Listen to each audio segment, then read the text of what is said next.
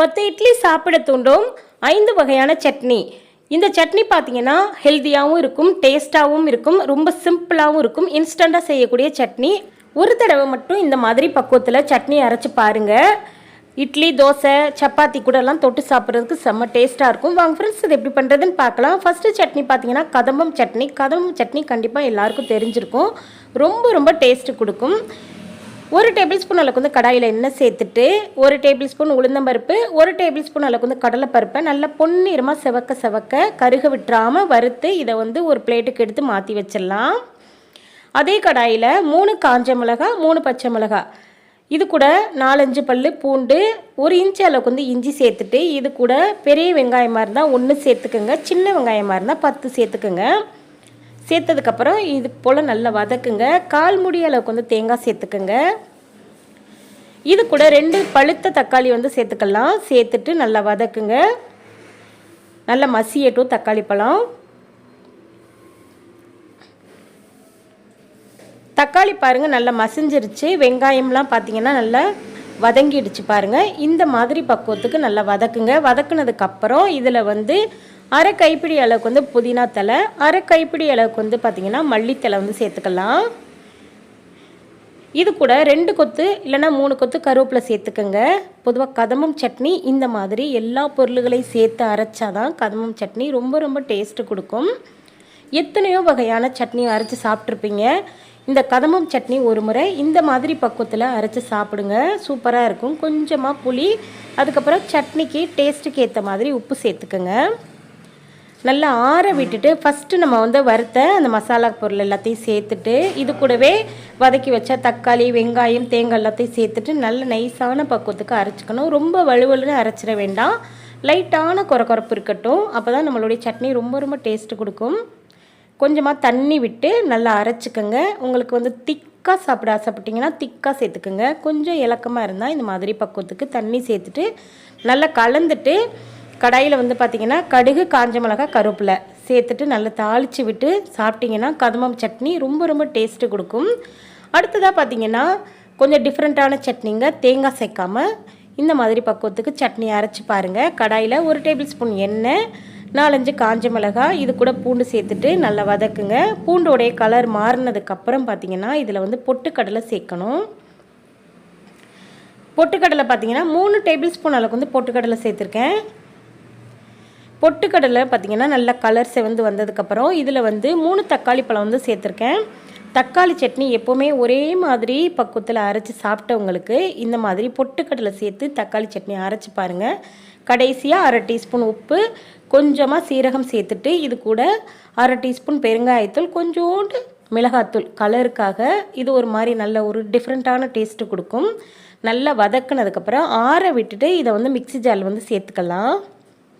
சேர்த்துட்டு ஒரு சிட்டிகை மட்டும் நாட்டு சக்கரை சேர்த்துக்கோங்க. செம்ம டேஸ்ட்டாக இருக்கும். இப்போ பாருங்கள் நம்மளுடைய சட்னி பாருங்கள் ரொம்ப டிஃப்ரெண்ட்டான டேஸ்ட்டாக இருக்குங்க. கண்டிப்பாக ட்ரை பண்ணி பாருங்கள். எப்போவுமே தக்காளி சட்னி திரியாக இருக்கும். திரியாக இல்லாமல் பொட்டுக்கடலை சேர்க்குறதுனால இந்த மாதிரி பக்குவத்துக்கு இருக்கும். கடைசியாக காஞ்ச மிளகாய், கருவேப்பிலை, கடுகு சேர்த்து தாளித்து விட்டு எடுத்து சாப்பிட்டிங்கன்னா அப்படி ஒரு டேஸ்ட்டாக இருக்கும். கண்டிப்பாக இந்த மாதிரி தக்காளி சட்னி செஞ்சு பாருங்கள். அடுத்ததாக பார்த்தீங்கன்னா ரொம்ப ஹெல்த்தியான, உடம்புக்கு ஆரோக்கியமான, இந்த வெயிலுக்கு ஏற்ற மாதிரி ஒரு சட்னி. நான் வந்து பார்த்திங்கன்னா 3 நெல்லிக்காய் எடுத்திருக்கேன். சட்னி அரைக்கிறதுக்காக பச்சை மிளகாய் சேர்த்துட்டு இது கூட 10 சின்ன வெங்காயம், 1/4 மூடி அளவுக்கு வந்து துருவின தேங்காய், 3 கொத்து கருவேப்பிலை, கொஞ்சமாக பூண்டு சேர்த்துட்டு 3 நெல்லிக்காயை இந்த மாதிரி பொடியாக கட் பண்ணி வச்சுருக்கேன். சேர்த்துக்கலாம். சேர்த்ததுக்கப்புறம் 1/2 டீஸ்பூன் கல்லுப்பு சேர்த்துட்டு இதை வந்து தண்ணி ஊற்றி இந்த மாதிரி பக்குவத்துக்கு அரைச்சிக்கலாம். அரைச்சதுக்கப்புறம் இதை வந்து ஒரு பவுலுக்கு இது கூடவே 1/2 டம்ளர் அளவுக்கு வந்து தண்ணி சேர்த்துட்டு நல்லா கலந்துருங்க. கலந்துட்டு கடுகு, காஞ்ச மிளகாய் போட்டு தாளிச்சிட்டு எடுத்து சாப்பிட்டிங்கன்னா இட்லி, தோசை எல்லாத்துக்குமே ரொம்ப மேட்சாக இருக்கும்.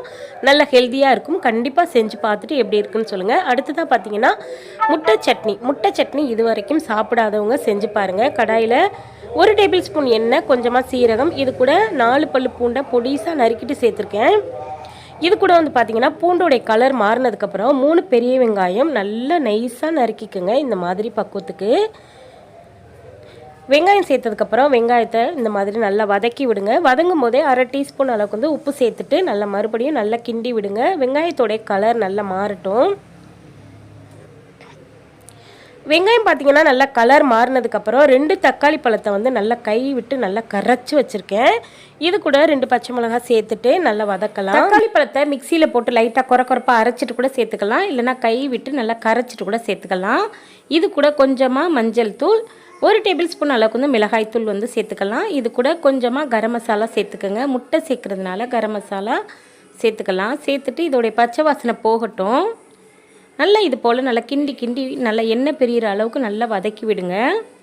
இப்போ இதுக்கு இடையில பார்த்தீங்கன்னா நான் வந்து 2 முட்டை சேர்த்துருக்கேன். 2 முட்டை சேர்த்துட்டு இதில் 2 டேபிள் ஸ்பூன் அளவுக்கு வந்து தண்ணி சேர்த்துக்கோங்க. கண்டிப்பாக தண்ணி சேர்க்கணும், அப்போ தான் நமக்கு வந்து சட்னி பதத்துக்கு இருக்கும். முட்டையை சேர்த்துட்டு இது போல் நல்லா பீட் பண்ணி விட்டுட்டு அதுக்கப்புறம் பார்த்தீங்கன்னா நல்லா வெங்காயம் தக்காளி எல்லாம் நல்லா மசிஞ்சு கலர் மாறி நல்லா வெந்திருக்கு பாருங்கள். வெங்காயம் தக்காளி எல்லாம் நல்லா வதங்கினதுக்கப்புறம் நம்ம வந்து தண்ணி ஊற்றி நல்லா மிக்ஸ் பண்ணி வச்ச முட்டையை வந்து சேர்த்துக்கலாம்.